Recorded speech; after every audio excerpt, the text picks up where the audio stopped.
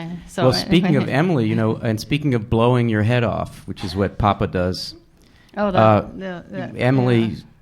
you know, we think of Emily Dickinson as the most powerful person in the world because she thought of, I'm getting this wrong, Joyce, you can fix it for me, but she thought of, you know, the power of poetry is that if it's really great, it takes the top of your head off.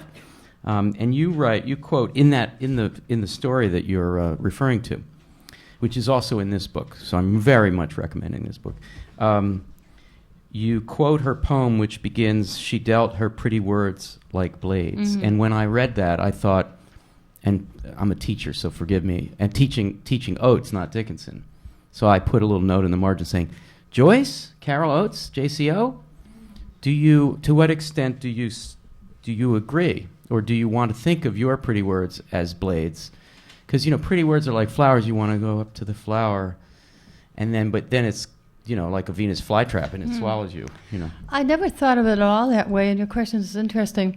She dealt her pretty words like blades is something that Emily Dickinson wrote about her sister-in-law, Right. Sue. She's, of course, a pretty words purveyor. I didn't really think that, Emily. No? I never didn't think of herself? I never really thought of that. Emily Dickinson was pretty much infatuated with her sister-in-law, Sue, who was an extremely dazzling, very powerful personality and charismatic. So the sister-in-law lived in this house next door and was married to Emily's beloved brother. And the sister-in-law, Sue, was a very emotional and passionate woman who could make you her favorite, but then maybe, you know, exile you. And I think Emily really had a girl crush on her. So when Emily wrote, "She dealt her pretty words like blades," Emily was writing as the person who had received the blades. I see. You know, and so I'd never thought Wounded by about. words. It never occurred to me that she might have thought she was writing about herself. But in the story, readers of the story, without knowing all that about her Maybe sister-in-law, so, would yeah. think, well, this can't refer to Mrs. Krim, so it's got to refer to Emily herself.